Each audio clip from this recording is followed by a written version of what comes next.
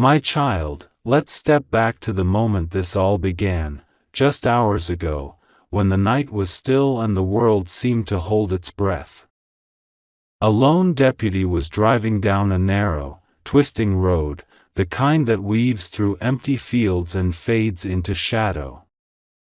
The town was asleep, its houses dark, their windows like eyes shut tight against the night. His radio hummed faintly, an old folk song struggling through static, its melody thin, almost ghostly. He was tired, his eyes heavy from a long shift, his coffee cold and bitter in the cup holder. He'd seen plenty in his years, fights, accidents, tragedies that left scars on the heart, but tonight, something felt wrong. The air was too thick, too quiet, like the world was waiting for something to break. He took a sip of his coffee, wincing at the taste, trying to shake the unease creeping up his spine. The road stretched on, the mountain looming ahead, its shadow swallowing the faint moonlight. His headlights swept across the field, catching tall grass swaying gently, though no breeze stirred the air. Then, his radio went dead. No static, no song, just silence, sharp and sudden. He frowned, tapped the radio once, twice, but it stayed silent. He leaned forward, squinting into the dark, and that's when a smell hit him, sharp, sour, like wet earth mixed with something rotten, something wrong. It filled the car, thick and heavy, forcing him to roll down the window to breathe. That's when he saw it, a faint glow in the distance, flickering in the field like a candle fighting to stay lit. At first, he thought it was a fire, maybe kids sneaking out, but as he slowed the car, his headlights caught something else. A shape, lying still in the grass, surrounded by stones arranged in a circle so perfect it didn't belong. His heart pounded, his breath caught. He grabbed his flashlight, stepped out, and shone the beam across the field. The light trembled in his hand as it landed on the figure, a man, lying flat, arms at his sides, eyes closed, like he was sleeping. But he wasn't sleeping. He was gone. "Dispatch," he said into his radio, his voice shaking, "I've got a body out here. In the field off Route 17. Send backup. Now." Minutes later, the field was alive with noise and light. Sirens wailed, tires crunched on gravel, and red and blue flashes lit up the night like a warning. Officers spread out, their boots sinking into the damp earth, their faces tight with focus. They moved carefully, like the ground might shift beneath them. The stones around the body drew their eyes first, smooth, polished, not like rocks you'd find scattered in a field. Each one was identical, perfectly placed to form a circle that felt almost holy, almost wrong. And in the center lay the man, his face calm, his body still, like he'd been laid there with purpose, with care. My child, here's where the story twists, where the air grows colder and the truth grows stranger. One of the officers, a veteran with years of death behind him, knelt beside the body. He reached out, expecting the cold, stiff feel of a corpse, the familiar weight of rigor mortis. But when his fingers touched the man's arm, he pulled back like he'd been stung. His eyes widened, his face paled. Another officer, younger, less seasoned, asked, "What's wrong?" The veteran didn't answer at first, just stared at the body, his hand hovering like he was afraid to touch it again. Then, in a whisper, he said, "He's warm. This guy's been dead for hours, but he's warm." The younger officer scoffed, thinking it was a mistake, a trick of the cold night air. He knelt down, pressed his fingers to the man's wrist, and froze. The skin was warm, soft, like someone who'd been alive just moments ago. But there was no pulse, no breath, no life. The officers looked at each other, their radios crackling with static, the air around them growing heavier, thicker, like it was pressing down on them. They checked the reports, the evidence, the timeline. The man had been dead for at least 12 hours, maybe more. Rigor mortis had set in, the body stiff in all the right places, but the warmth, it wouldn't fade. It clung to the skin like a secret, defying everything they knew. What could do this, my child? What could keep a body warm when death had already taken it? The officers tried to reason it out. Maybe the ground was warm, but the earth was cold, damp from a recent rain. Maybe the stones held heat, but they were as cold as the night itself. Maybe some chemical, some trick, but nothing fit. They stood there, their flashlights cutting through the fog, their voices low, as if speaking too loudly might wake something they couldn't see. They didn't know what I know. They couldn't feel what I feel. Because this wasn't just a death. This was something bigger, something older, something that didn't follow the rules of this world. Let me tell you about that field, because it's not just any field. The people in town don't talk about it much, but they know. They've always known. It's a place they avoid, where the grass seems to whisper and the air feels heavier than it should. Old-timers share stories, passed down from their grandparents, about strange lights in the sky, shadows that move without a source, voices that call your name when no one's there. They call it cursed, haunted, a place where the world feels thin, like you could step through it and end up somewhere else. Nobody builds there. Nobody lingers. Farmers let it lie fallow, and even animals seem to steer clear, their instincts sharper than human reason. The stones, though, those stones are new.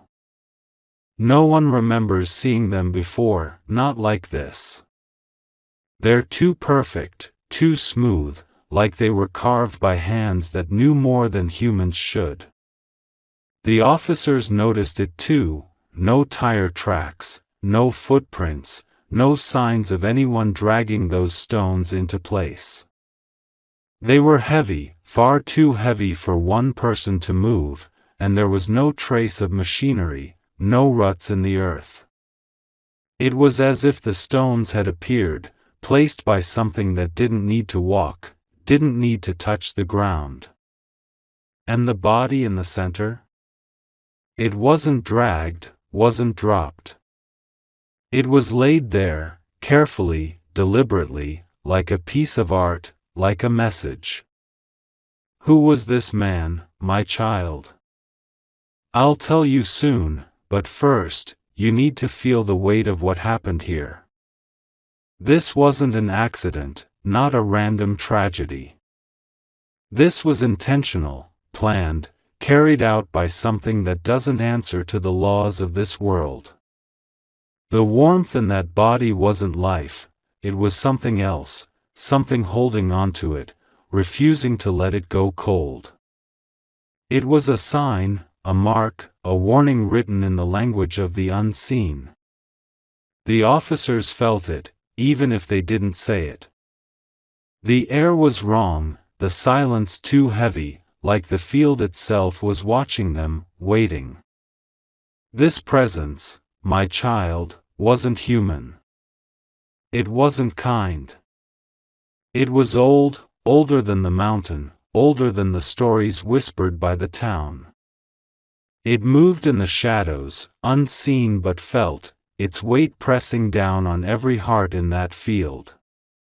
It didn't come with noise or fire or thunder. It came with silence, with certainty, with a power that made the stars seem small. And it wasn't there by chance. It had a purpose, a reason, and that reason was tied to the man lying in the grass. This man, he wasn't a stranger to the dark. He'd walked paths most would never dare, made choices that tied him to forces he couldn't control. He thought he could use them, bend them to his will, gain power, wealth, control. He thought he could make a deal and walk away unscathed. But you can't bargain with what's older than time. You can't outsmart what sees every corner of your soul. He called to the shadows, invited them in, and they answered. They gave him what he wanted, for a time. But the dark always collects, my child. It always comes for what's owed. Let me take you back further, to understand who this man was, because his story didn't begin in that field. He was someone the town knew, someone who blended in, smiled at the right moments, said the right words. He was at the diner on Sundays, sipping coffee, laughing with the locals. He was at the market, picking out apples, chatting about the weather.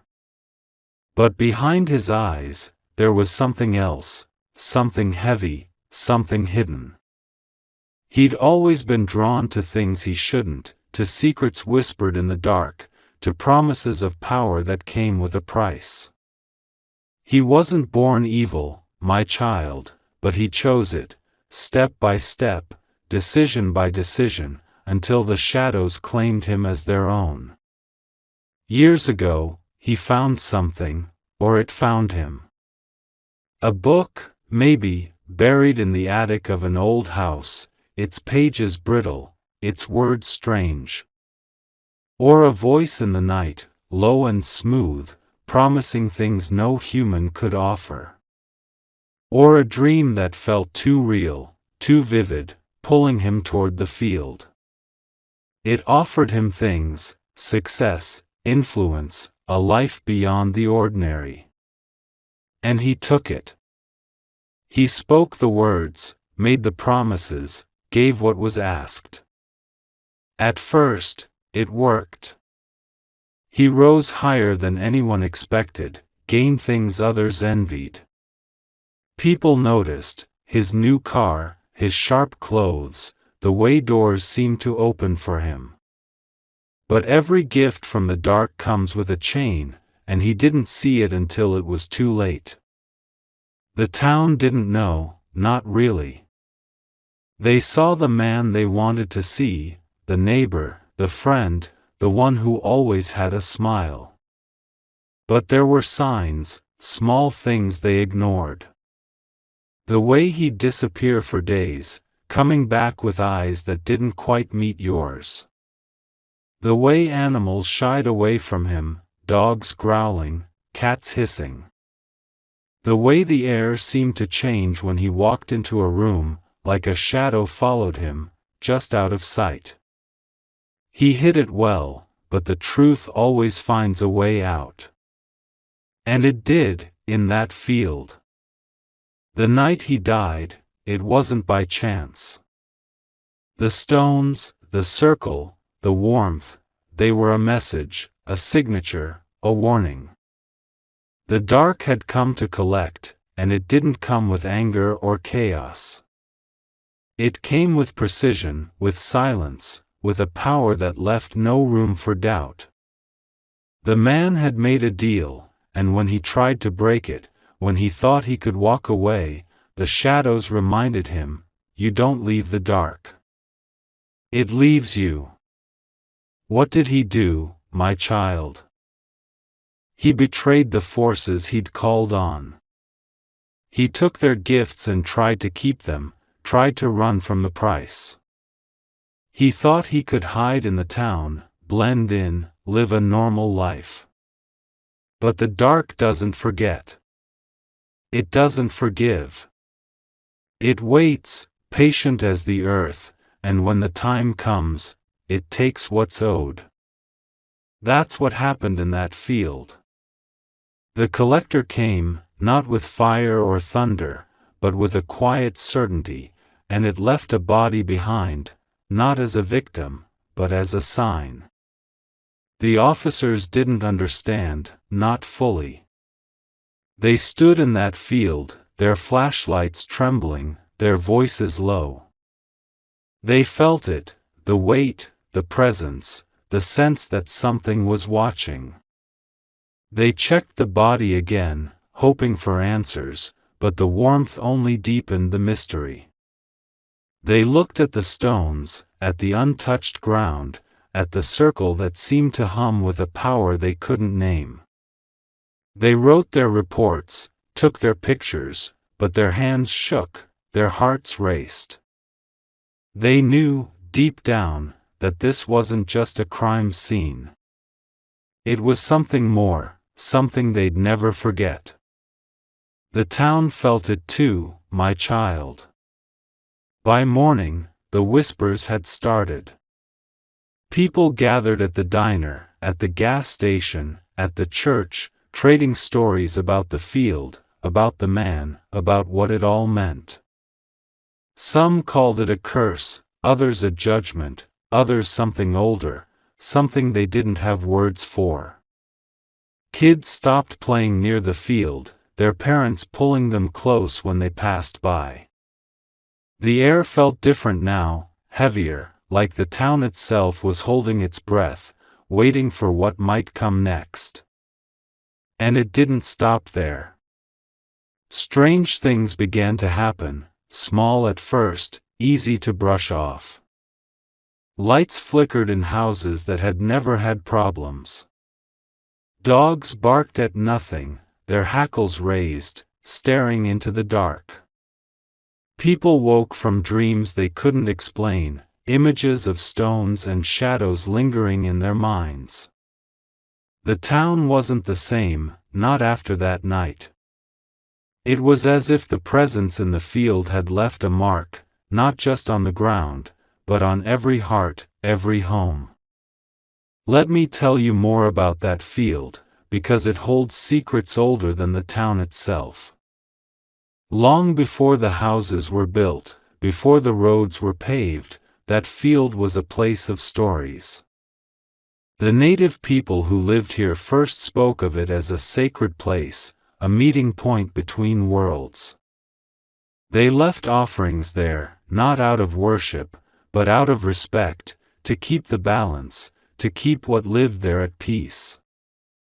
When settlers came, they ignored the warnings, built their farms, their towns, but the field stayed empty. No one could explain why crops wouldn't grow there, why machines broke down, why the air felt wrong. They called it bad luck, but it was more than that. The stories grew over time.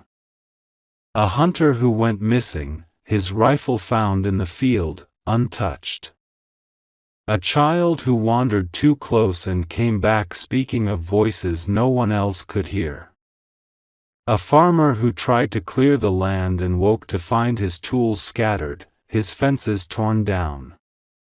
The field wasn't just a place. It was a threshold, a doorway, a place where the rules of this world didn't apply. And now, with a body lying in a circle of stones, the town was remembering those stories, feeling their truth in a way they never had before. The man in the field, my child, was no stranger to these secrets.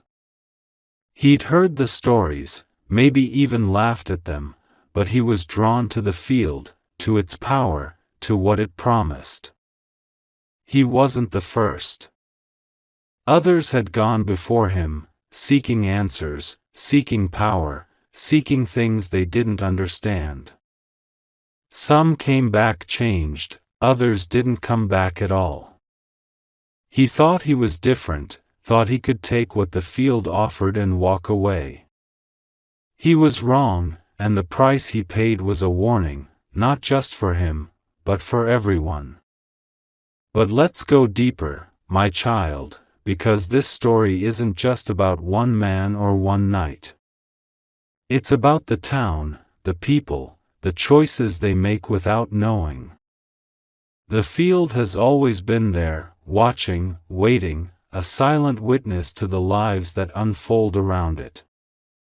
The man wasn't the first to feel its pull, and he won't be the last. Others in the town have felt it too, though they might not admit it.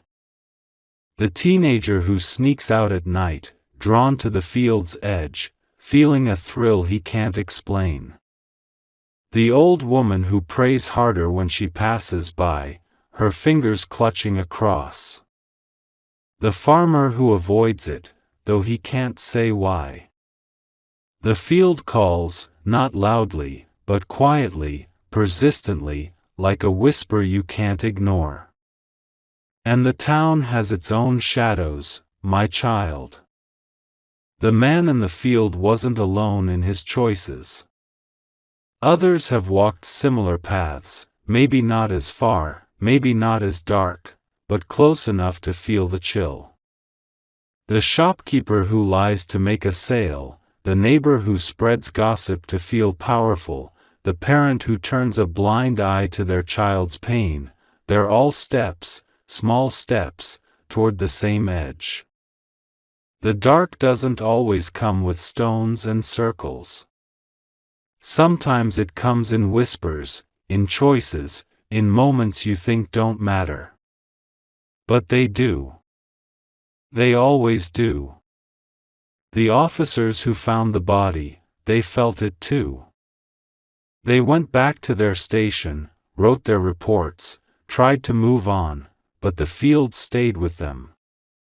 The veteran officer, he couldn't sleep that night.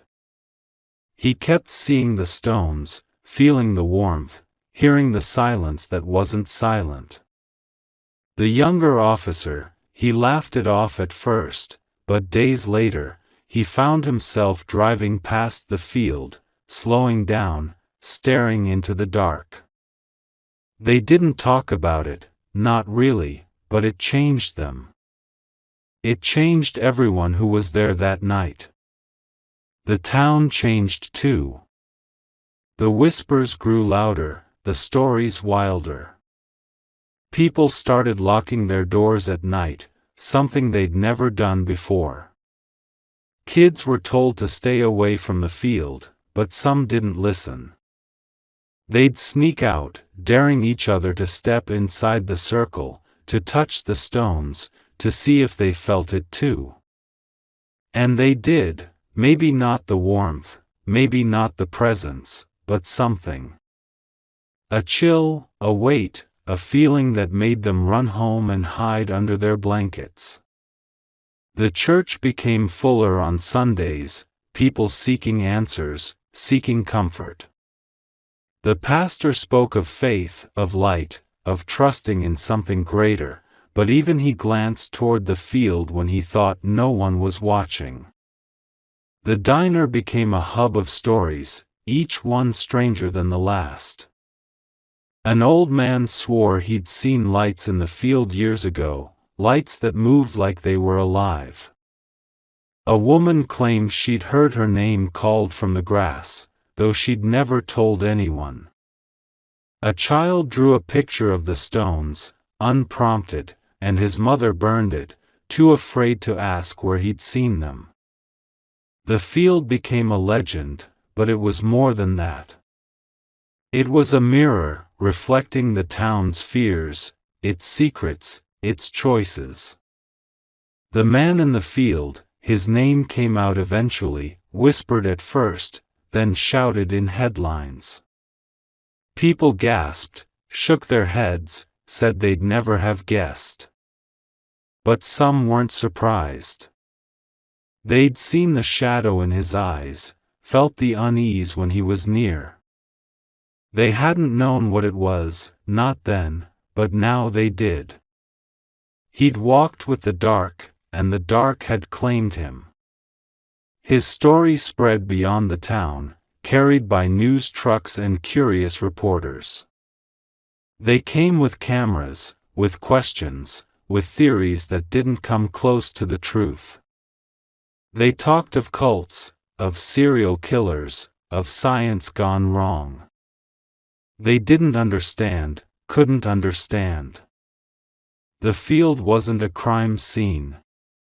It was a reckoning, a moment when the unseen stepped into the light, if only for a moment. But this isn't just about him, my child, or the field, or the town.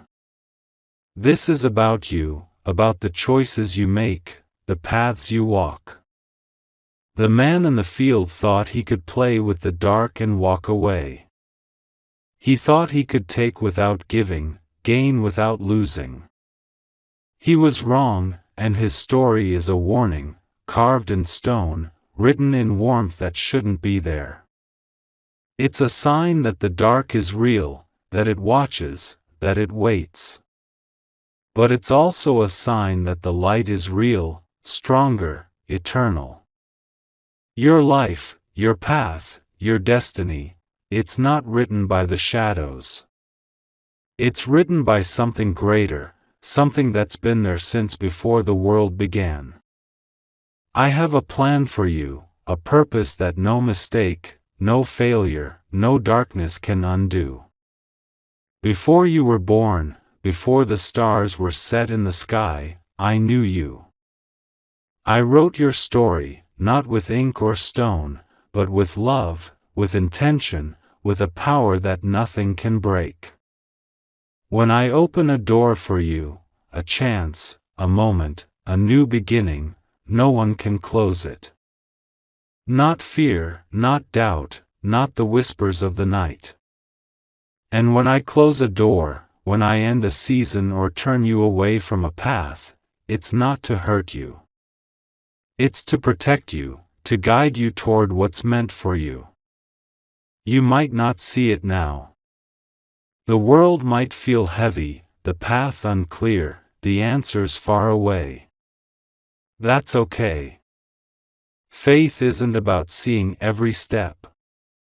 It's about trusting the one who knows the way. It's about holding on when the air feels thick, when the silence feels alive, when nothing makes sense. I'm working in your life, even now, even when you can't feel it. Every moment, every breath, every choice, it's all part of something bigger, something beautiful, something that will shine brighter than any shadow. So, as you hear about this man, this field, this mystery, let it be a reminder. The choices you make matter. The paths you choose shape what's to come. Stay away from the dark, my child. Don't call to what you can't control. Choose the light, choose the truth, choose the path that leads to life. And trust me, always, because I'm with you, guiding you, holding you, even in the darkest nights. Be patient, my child. My timing is perfect, never early, never late. What feels like a delay is just preparation. What feels like a loss is just redirection. I'm moving, even when the world feels still, even when the air feels heavy. Hold fast. Your story is far from over. It's just beginning, and it's going to be greater than you could ever dream. The field, the stones, the warmth, they're a warning, but they're also a promise. The dark may come, but the light always wins.